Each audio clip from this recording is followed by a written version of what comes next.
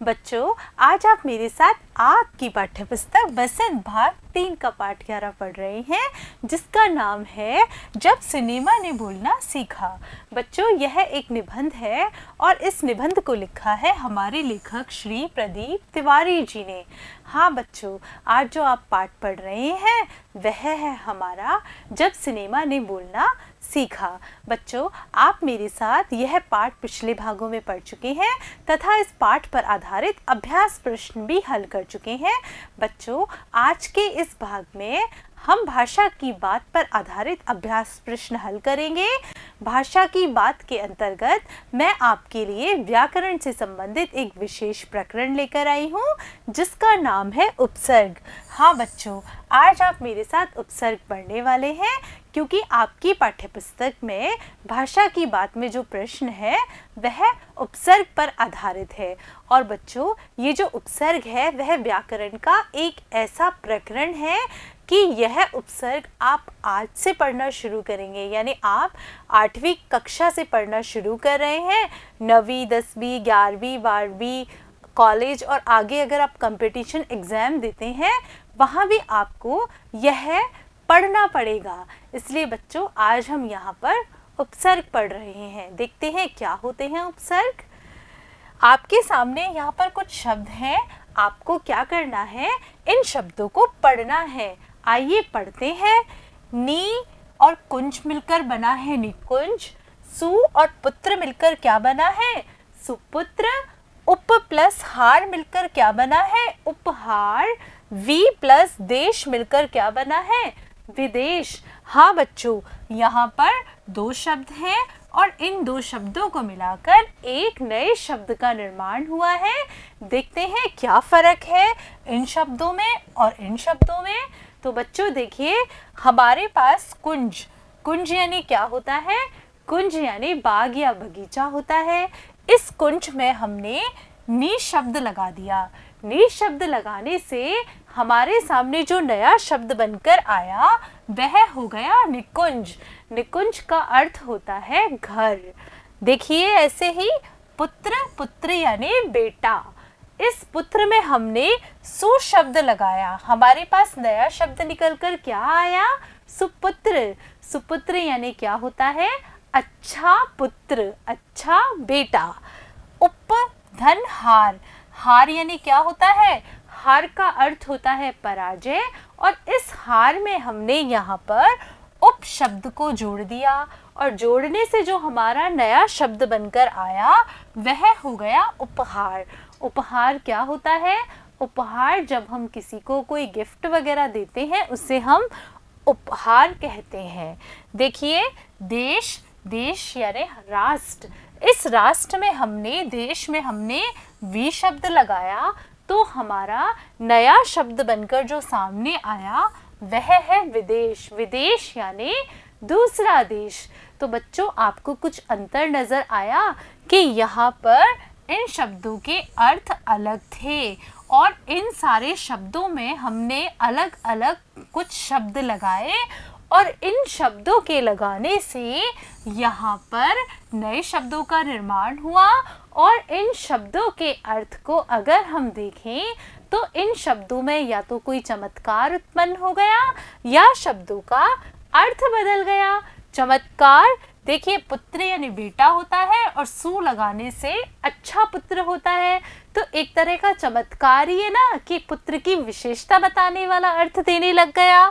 यहाँ पर उपहार का अर्थ पराजय था, यहाँ पर हार का अर्थ पराजय था, लेकिन उप लगाने से उपहार का अर्थ कोई तोहफा या कोई गिफ्ट हो गया जो कि हम किसी को देते हैं, किसी के जन्मदिन पर या शादी पर या किसी विशेष अवसर पर देते हैं। ऐसे ही देखिए यहाँ पर देश शब्द था, देश यानी राष्ट्र। इस देश में हमने वी उपसर्ग लगा दिया और वी शब्द लगाने से हमारे इस विदेश शब्द का अर्थ ही बदल गया। तो बच्चों, आपको समझ में आया क्या है यह उपसर्ग। उपसर्ग वे शब्द या शब्द के अंश होते हैं जो किसी भी शब्द या धातु के आगे लगते हैं, पूर्व में लगते हैं। पूर्व में लगकर उन शब्दों के अर्थ में चमत्कार उत्पन्न कर देते हैं या फिर अर्थ परिवर्तन कर देते हैं। हाँ बच्चों, उन्हें ही हम उपसर्ग कहते हैं। देखिए उपसर्ग की क्या परिभाषा हो सकती है। वे शब्द या शब्दांश जो किसी शब्द के पहले लगकर उसके अर्थ में परिवर्तन या चमत्कार उत्पन्न कर दे, वे उपसर्ग कहलाते हैं। हाँ बच्चों, उपसर्ग कहलाते हैं। और उपसर्ग के बारे में सबसे जरूरी बात यह है कि यह किसी शब्द या शब्दांश के पूर्व में लगते हैं, पहले लगते हैं और अर्थ में चमत्कार उत्पन्न कर देते हैं। हम जितने तरह का उपसर्ग लगाएंगे उतने ही हमारे शब्दों के अर्थ बदलते जाएंगे। देखिए कैसे, हमारे सामने एक शब्द है हार। इस हार में अगर मैं आ,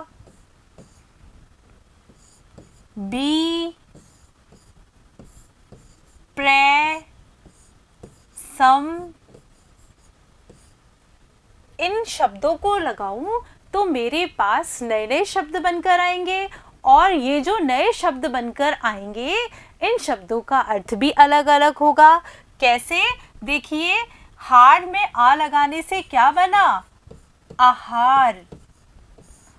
और बी में हार लगाने से क्या बना, बिहार। प्रे में हार लगाने से क्या बना, प्रहार।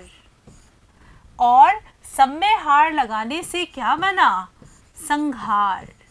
हाँ बच्चों, देखिए हार का अर्थ तो होता है पराजय। इस हार का अर्थ तो सिर्फ पराजय है, लेकिन यहाँ इन शब्दों के लगने से इनका अर्थ पूरी तरह से बदल गया। देखिए कैसे, आहार का अर्थ होता है भोजन, बिहार का अर्थ होता है घूमना, प्रहार का अर्थ होता है मारना और संहार का अर्थ भी मारना होता है। हार में यहाँ तो हमारा शब्द था हार, इस हार में हमने तरह तरह के शब्द लगाए और ये सारे शब्द हमने पूर्व में लगाए, जिनके लगाने से हमारे अर्थ में परिवर्तन आ गया, शब्दों में चमत्कार उत्पन्न हो गया। बच्चों, यही हमारा उपसर्ग है। देखिए उपसर्ग के भेद, हिंदी भाषा में उपसर्ग के 3 भेद हैं। यानी हिंदी भाषा में हम उपसर्गों को 3 तरह से प्रयोग करते हैं। कौन कौन से 3 तरह से? एक तो संस्कृत उपसर्ग, एक उर्दू उपसर्ग और एक हिंदी उपसर्ग। अब हम सबसे पहले संस्कृत उपसर्गों के बारे में जानकारी लेंगे। बच्चों, संस्कृत भाषा में जितने भी उपसर्ग लगते हैं उनकी संख्या लगभग 22 बताई जाती है। और इन संस्कृत भाषा के उपसर्गों के बारे में एक बात विशेष रूप से आपको ध्यान रखनी है कि जब हम संस्कृत भाषा के उपसर्गों का प्रयोग कर रहे हैं तब हमारे पास दूसरा जो शब्द जिस पर कि हम उपसर्ग लगा रहे हैं वह भी संस्कृत भाषा का ही होना चाहिए, तब हमारे उपसर्ग का प्रयोग सही होगा। देखिए हमारी संस्कृत में कौन कौन से उपसर्ग हैं। सबसे पहला है अति। इस अति शब्द का अर्थ होता है अधि, बहुत, ऊपर, उस पर और परे। हाँ बच्चों, जब हम किसी शब्द में अति शब्द लगाते हैं तो इनका जो अर्थ होता है वह इस तरह से निकलकर सामने आता है। और जो इससे बनने वाले शब्द हैं, देखिए अतिक्रमण, अति प्रिय, अत्यावश्यक, अत्याधिक। हाँ बच्चों, अगर हम अति उपसर्ग का प्रयोग करेंगे तो हमारे सामने यह शब्द निकलकर सामने आएंगे। अधि, दूसरा है अधि। अधि का अर्थ है ऊपर, श्रेष्ठ और सामीप्य। इससे बनने वाले शब्द हैं अधिनियम, अध्यारोप, अधिभार। बच्चों, आप लोग भी आपकी इच्छा से नए शब्दों का निर्माण कर सकते हैं, पर आपको लगाने यही उपसर्ग हैं। अनु, अनु का अर्थ है सदस्य, समानता, क्रम, पश्चात, पीछे। यानी जब कहीं भी हम अनु उपसर्ग लगाते हैं तो यह अनु उपसर्ग यह अर्थ देने लगता है। देखिए अनु उपसर्ग से बनने वाले शब्द अनुश्रुति, अनुशीलन, अनुरूप और अनुसरण। देखिए अप शब्द का अर्थ है लघुता, हीनता, अभाव और विरुद्ध। यानी हम अप शब्द कहीं भी लगाते हैं तो ये अर्थ देने लग जाते हैं। और इन शब्दों से, इस अप उपसर्ग से बनने वाले शब्द हैं अपमान, अपव्यय, अपराध और अपयश। चलते हैं आगे। अभी, अभी का है सामने और, पास, सामीप्य और आधिक्य। इससे बनने वाले शब्द हैं अभिमुख, अभिमान, अभिलाषा और अभिनय। अगला है हमारा अब। अब का अर्थ है हीनता, नीचे, अनादर और पतन। इससे बनने वाले शब्द है अवगुण, अवगत, अवसाद। अगला है हमारा आ। आ का अर्थ होता है और तक, सीमा, समेत, कमी, विपरीत, उल्टा।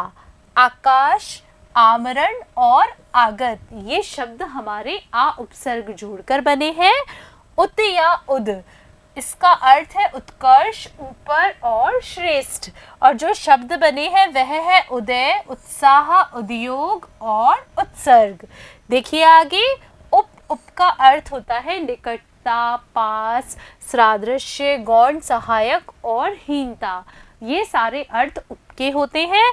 इनसे बनने वाले शब्द हैं उपसर्ग, उपहास, उपयोग और उपग्रह। अगला है हमारा दो। दो का अर्थ होता है बुरा या हीन, यानी कहीं भी हमें दो शब्द का प्रयोग देखने को मिले तो हमें सीधा सा अर्थ बुरा या हीन लगाना है। और इस दो से बनने वाला शब्द है दुलारा। अगला है दुर और दुहो। इसका अर्थ दुष्ट, हीन, बुरा और कठिन, ऐसा अर्थ देता है। इससे बनने वाले शब्द हैं दुराचार, दुर्जन, दुर्दशा और दुर्लभ। दुस और दुहु, इसका अर्थ होता है कठिन, दुष्कर, दुश्चरित और दुस्साहस। इससे बनने वाले शब्द हैं। बच्चों, आप लोग अपनी कॉपी और पेन तो लेकर बैठे ही हैं। आप भी उपसर्ग के, ये जो संस्कृत भाषा के 22 उपसर्ग हैं, आप इन्हें अपनी कॉपी में लिख सकते हैं और इनसे इन शब्दों के अलावा नए उपसर्ग भी बना सकते हैं। अगला देखिए। नी का अर्थ होता है भीतर, नीचे और अतिरिक्त। इससे बनने वाले शब्द हैं निर्देशन, निदान और निवेश। देखिए आगे। निर का अर्थ है बाहर और निषेध रहित। और इससे बनने वाला शब्द है निरोग, निर्भय और निर्दोष। अगला है हमारा निस। निस से बनने वाले शब्द हैं निष्काम और निस्तेज। अगला है हमारा परा। परा जो अर्थ देता है वह देता है उल्टा, परे, पीछे, अनादर और नाश। इससे बनने वाले शब्द बच्चों आप बनाने की कोशिश कीजिए। इससे बनाने वाला शब्द होगा पराजित, पराजय और पराकाष्ठा। देखिए। परी। परी का अर्थ होगा आसपास, चारों ओर, पूर्ण, त्याग और अतिशय। इससे बनने वाले जो शब्द है वह है परिवार, परिणाम, परित्याग और परिहास। अगला है हमारा प्रय। बच्चों, यह बहुत ही अधिक प्रयोग में लिया जाता है। इसका अर्थ है अधिक, आगे और ऊपर। इससे बनने वाला शब्द है प्रयोग, प्रबल, प्रख्यात। आपके दिमाग में भी अगर कोई शब्द आ रहा है तो आप वह भी बता सकते हैं, वह भी लिख सकते हैं। लेकिन सिर्फ शर्त यह है कि हमारे संस्कृत शब्दों के साथ हमें इन संस्कृत उपसर्गों का ही प्रयोग करना है। कहीं ऐसा ना हो कि आप उर्दू भाषा के शब्दों के साथ इन संस्कृत के उपसर्गों का प्रयोग कर बैठे। देखिए अगला है प्रति। प्रति का अर्थ है विपरीत, सामने, विरोध या बराबरी। इससे बनने वाला शब्द होगा हमारा प्रतिदान, प्रतियोगी और प्रतिवादी। अगला है हमारा वी। वी अर्थ देता है हमें भिन्नता का, हीनता का, असमानता का और विशेष रूप का। तो बच्चों, इससे बनने वाले शब्द हैं विजय, वियोग और विज्ञान। आप लोग गौर से देखिए, जो ये शब्द लगे हुए हैं इस उपसर्ग के बाद में, ये सारे तत्सम शब्द हैं। तत्सम शब्द यानी संस्कृत भाषा में प्रयोग किए जाने वाले शब्द। इनके सामने हम संस्कृत भाषा के ही उपसर्ग लगा रहे हैं। देखिए अगला है हमारा सम। सम अर्थ देता है हमें, क्या अर्थ देता है? अच्छी तरह, पूर्णता, संयोग और साथ का। इससे बनने वाला शब्द है संघार, समास और संबंध। अगला है सु। सु देता है हमें सुखी, सहज, सुंदर या अच्छे का अर्थ देता है। और इससे बनने वाले शब्द देखिए, सुमन, सुरुचि, सुदर्शन। सुमन यानी अच्छे मन के साथ, सुरुचि यानी अच्छी रुचि, सुदर्शन यानी सुंदर दिखाई देने वाला। तो बच्चों, आज आपने संस्कृत के ये 22 उपसर्ग पढ़े। इन 22 उपसर्गों के बारे में एक विशेष बात जो आपको ध्यान रखनी है और बार बार मैं दोहरा रही हूँ, जिस शब्द में हम उपसर्ग लगा रहे हैं उस शब्द का खुद का अपना एक सार्थक अर्थ होना चाहिए और उपसर्ग लगने के बाद भी उसका अर्थ सार्थक होना चाहिए। कैसे होना चाहिए? देखिए, हमारे पास में शब्द है अध्यापक। अध्यापक शब्द दो शब्दों से मिलकर बना है, अधि प्लस आपक। अधि का अर्थ होता है श्रेष्ठ, आपक का होता है पद।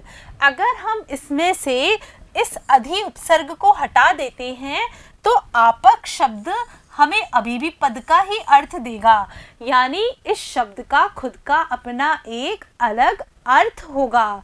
देखिए, जैसे कि देखिए, आ प्लस हार, तो यहाँ पर हम हार बना रहे हैं। हार का अर्थ पराजय होता है, लेकिन हार का अर्थ पराजय होता है, यानी इस हार शब्द का अपना खुद का एक अर्थ है और इसमें हमने आ उपसर्ग लगाने से आहार बनाया, तो इसका अर्थ क्या हो गया? भोजन या खाद्य पदार्थ हो गया।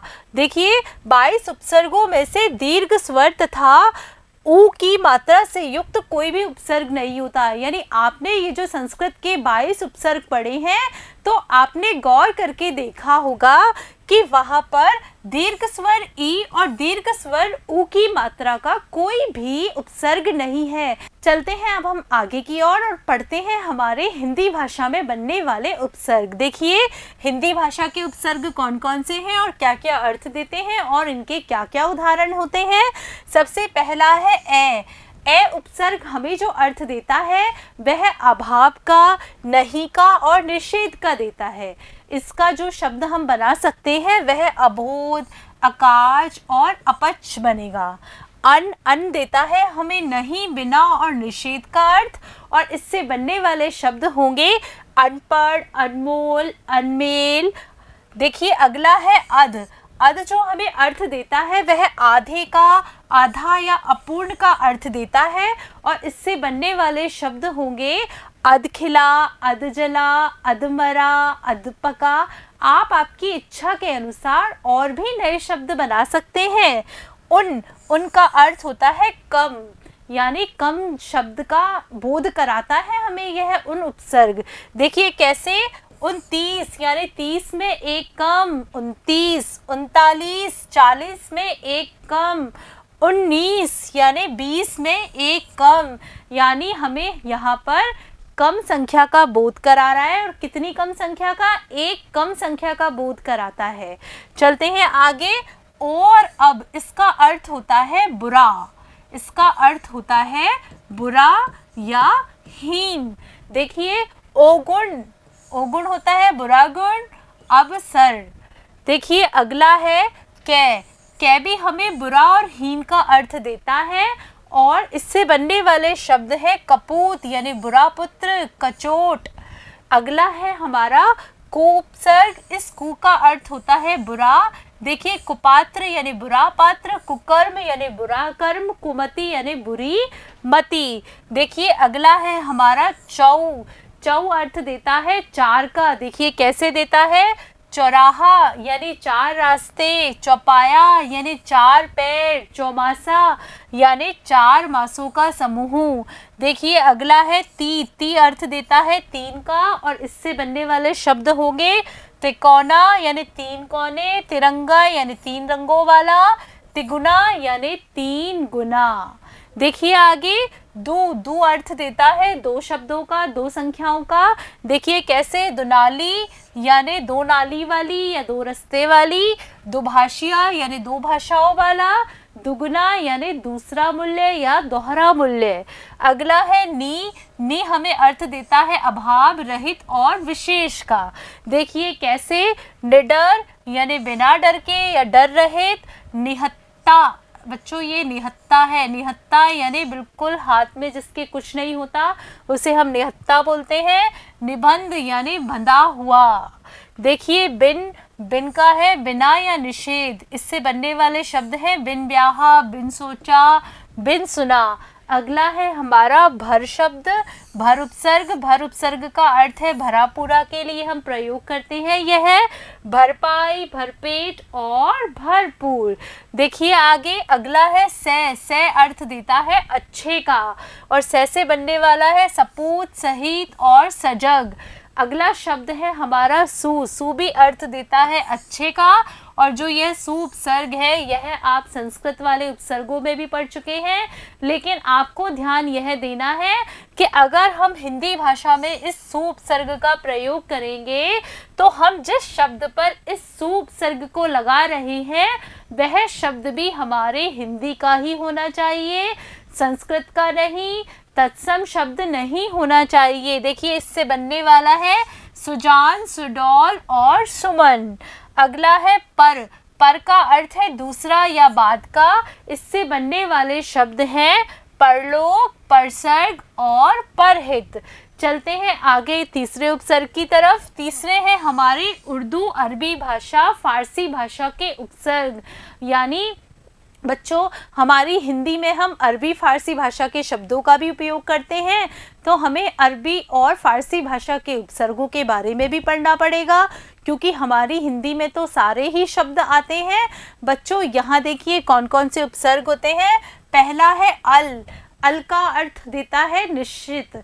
अल हमें अर्थ देता है निश्चितता का, इससे बनने वाले शब्द हैं अलविदा और अलमस्त।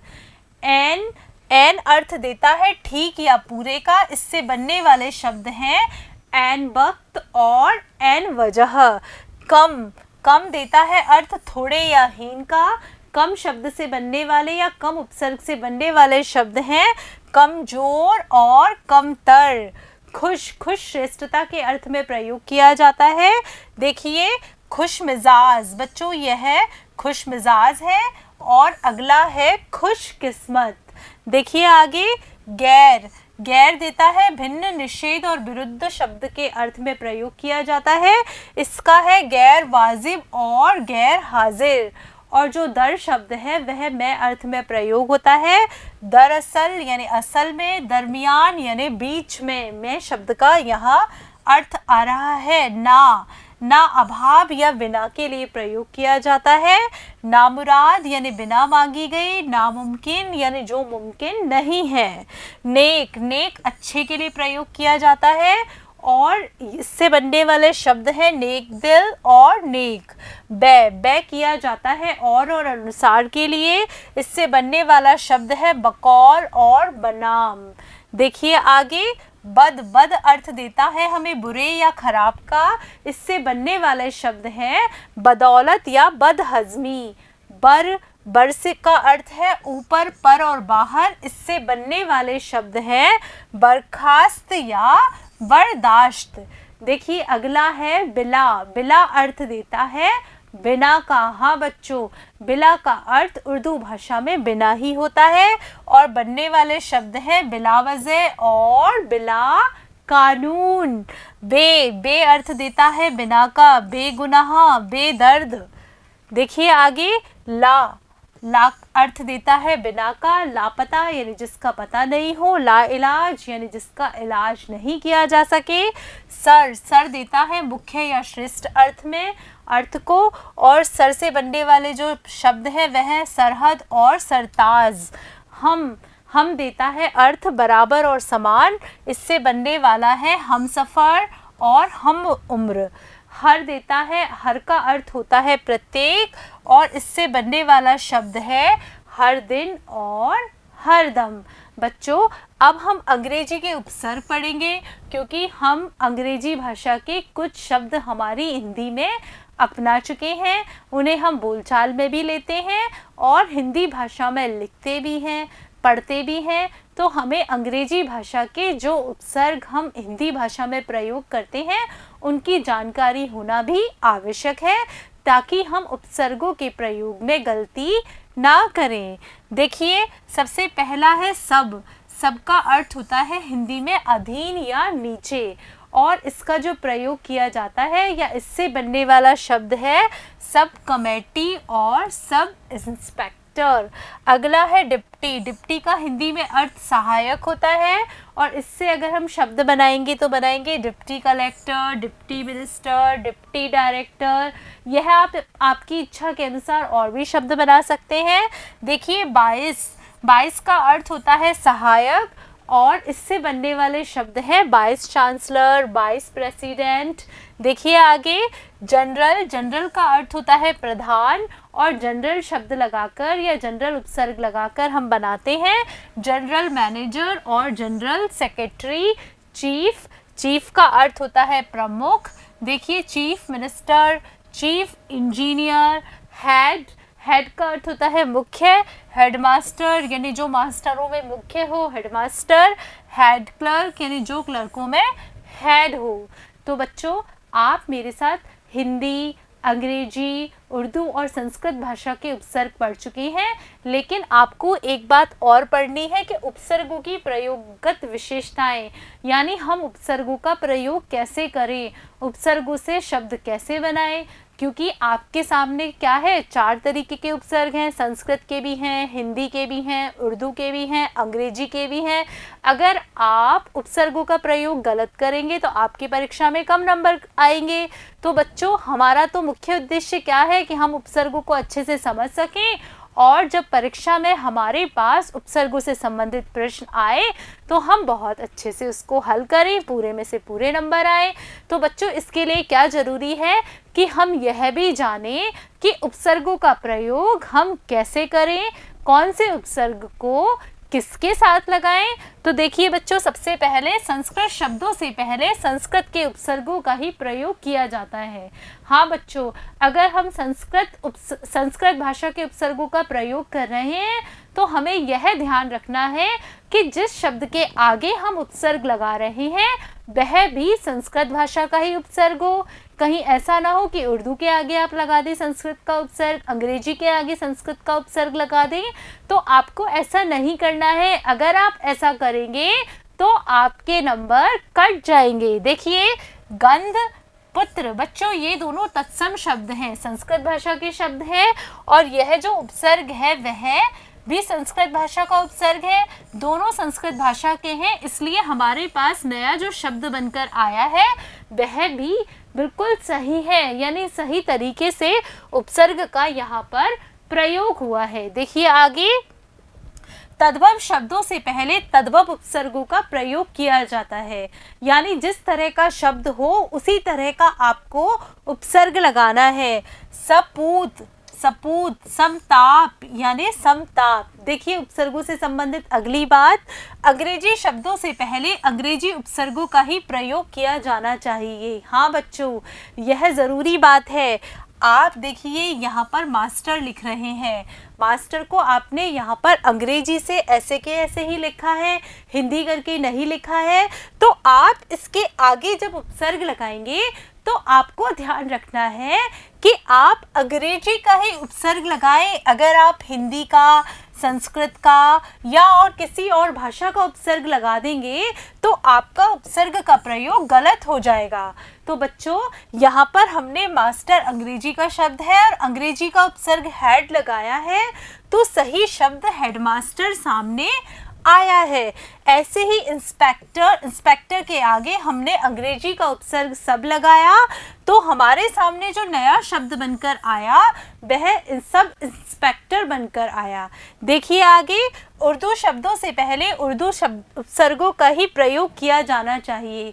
हाँ बच्चों, अगर आप शब्द तो उर्दू का प्रयोग कर रहे हैं और अंग्रेजी का उपसर्ग लगा रहे हैं तो क्या वह उपसर्गों का प्रयोग सही कहलाएगा? नहीं कहलाएगा। बच्चों यहाँ भी आपको सावधानी रखनी है, आपको अच्छी तरह से ध्यान रखना है, शब्द को देखना है कि शब्द किस भाषा का शब्द है। अगर हमारे पास उर्दू भाषा का शब्द है तो हम उपसर्ग उर्दू का ही लगाएंगे। बू उर्दू भाषा का शब्द है और बद भी उर्दू भाषा का उपसर्ग है, तो बनकर क्या आया हमारे सामने? बदबू जो कि खुद एक उर्दू भाषा का शब्द है, गैर हाजिर, बच्चों ये दोनों शब्द उर्दू भाषा के हैं, बनकर जो नया शब्द सामने आया है वह भी उर्दू भाषा का ही सामने आया है। बच्चों अब हम एकाधिक उपसर्गों के से निर्मित शब्द देखेंगे। क्या होता है, कई बार एक से अधिक उपसर्गों का प्रयोग भी एक शब्द में किया जाता है और हम वहाँ पर बहुत अधिक कंफ्यूज हो जाते हैं, हम वहाँ बहुत ही अधिक चिंता में पड़ जाते हैं कि इनमें से कौन सा उपसर्ग सही है। तो बच्चों आपको हमेशा ध्यान रखना है कि आपको ज़रूरी नहीं है कि हमेशा एक शब्द में एक ही उपसर्ग मिले, एक से अधिक उपसर्गों का प्रयोग भी होता है। देखिए किस तरह से होता है। पहला शब्द है हमारे पास निराकरण।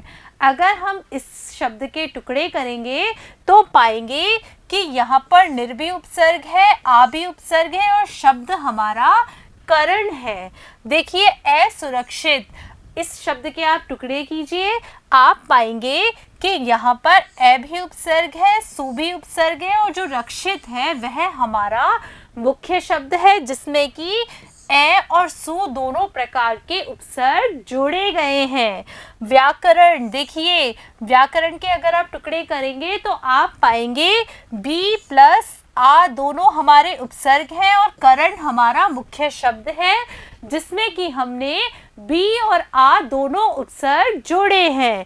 समालोचना, हाँ बच्चों सम यहाँ पर उपसर्ग है, आ यहाँ पर उपसर्ग है और लोचना हमारा शब्द है जिसमें कि हमने सम और आ दोनों प्रकार के उपसर्ग जोड़े हैं। तो बच्चों आज आपने मेरे साथ उपसर्ग पढ़े, उपसर्ग लगाना सीखा, उपसर्ग प्रयोग कैसे किया जाता है यह आपने अच्छे तरह से सीखा। अब हम पाठ्य पुस्तक के पाठ 11 में उपसर्ग से संबंधित कुछ प्रश्न दिए गए हैं वह हल करेंगे। देखिए प्रश्न, सबाक शब्द बाक से पहले से लगाने से बना है। हाँ बच्चों यह जो बाक शब्द है वह बाक शब्द के आगे से लगाने से बना है। बच्चों से उपसर्ग से कई शब्द बनते हैं, निम्नलिखित शब्दों के साथ से उपसर्ग की भांति प्रयोग करके शब्द बनाइए और शब्दार्थ में होने वाले परिवर्तन को बताइए। बच्चों यहाँ आपके पास शब्द हैं हित, परिवार, विनय, चित्र, बल और सम्मान, इस तरह के शब्द हैं। इन शब्दों में आपको से उपसर्ग का प्रयोग करना है और आपको यह बताना है कि से उपसर्ग का प्रयोग करने के बाद क्या परिवर्तन हुए। देखिए हित शब्द में हमने से उपसर्ग लगाया तो नया शब्द बन गया सहित। परिवार में हमने से उपसर्ग लगाया तो बन गया से परिवार।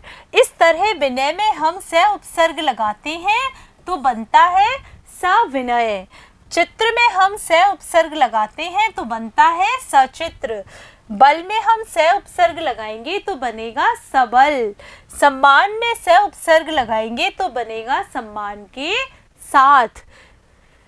देखिए से सम्मान बनेगा, सम्मान में हम से उपसर्ग लगाएंगे तो बनेगा से सम्मान। हाँ बच्चों यह बनेगा। देखिए हित का अर्थ होता है अच्छा, भलाई का कार्य, और सहित का अर्थ हो जाएगा कि भलाई के सहित या भलाई के साथ। से परिवार शब्द का अर्थ हो जाएगा परिवार के साथ। से उपसर्ग लगाने से विनय का अर्थ बन जाएगा से विनय यानी विनय के साथ। सचित्र यानी चित्र के साथ। सबल यानी बल के साथ। और से सम्मान यानी सम्मान के साथ। तो आपने देखा कि इन सारे शब्दों में हमने अगर से उपसर्ग लगाया तो इन शब्दों के अर्थ में एक विशेषता आ गई और एक चमत्कार उत्पन्न हो गया। चलते हैं अगले प्रश्न की तरफ। उपसर्ग और प्रत्यय दोनों ही शब्दांश होते हैं, वाक्य में इनका अकेला प्रयोग नहीं होता। इन दोनों में अंतर केवल इतना है कि उपसर्ग किसी भी शब्द के पहले लगते हैं और प्रत्यय बाद में। हिंदी के सामान्य उपसर्ग इस प्रकार हैं ए, अन, नी, दु, कै, कु, से, सु, अध, बिन, औ आदि। पाठ में आए उपसर्ग और प्रत्यय के 15-15 उदाहरण खोजकर लिखिए और अपने सहपाठियों को दिखाइए। बच्चों आप मेरे साथ उपसर्ग पढ़ चुके हैं, उपसर्ग अच्छी तरह से समझ चुके हैं। बच्चों मैं आपको प्रत्यय के बारे में बताती हूँ। प्रत्यय हमेशा शब्द के अंत में लगते हैं और शब्दों में एक प्रकार की विशेषता उत्पन्न कर देते हैं। तो बच्चों, आपको इस प्रश्न में क्या करना है, आपको इस प्रश्न में 15 शब्द बनाने हैं जिनमें कि उपसर्ग लगाने हैं और 15 शब्द आपको प्रत्यय लगाकर बनाने हैं। तो बच्चों, हम सबसे पहले बना रहे हैं उपसर्गों से निर्मित शब्द। देखिए, दान में हमने आ उपसर्ग लगाया तो बन गया आदान, राग में अनुपसर्ग लगाएंगे तो बन जाएगा अनुराग, कार में उप उपसर्ग लगाएंगे तो बन जाएगा उपकार, भाग्य में दुर उपसर्ग लगाएंगे तो बन जाएगा दुर्भाग्य, और हमने पुरा उपसर्ग लगाकर बनाया है पुराकाल, कर्म में हमने सत उपसर्ग लगाकर बनाया है सत्कर्म, गुण में हमने और उपसर्ग लगाकर बनाया है, और नहीं है बच्चों, यह औ है, औ उपसर्ग है और औ लगा के बनाया तो बन गया अवगुण, पुत्र में हमने कु उपसर्ग लगाया तो बन गया कुपुत्र, बंध में हमने नी उपसर्ग लगाया तो बन गया निबंध, ज्ञान में हमने ए उपसर्ग लगाया तो बन गया हमारा अज्ञान, पका में हमने अध उपसर्ग लगाया तो बन गया अधपका, खाए में हमने बिन उपसर्ग लगाया तो बनाया बिन खाए, यश में हमने अप उपसर्ग लगाया तो बना हमारा अपयश, कौण में हमने सम उपसर्ग लगाया तो बन गया समकौण, जान में हमने सु उपसर्ग लगाया तो बन गया सुजान। तो बच्चों, अब हम प्रत्यय के शब्द से या प्रत्यय के योग से बनने वाले शब्द बनाएंगे। प्रत्यय हमेशा पीछे की तरफ लगता है।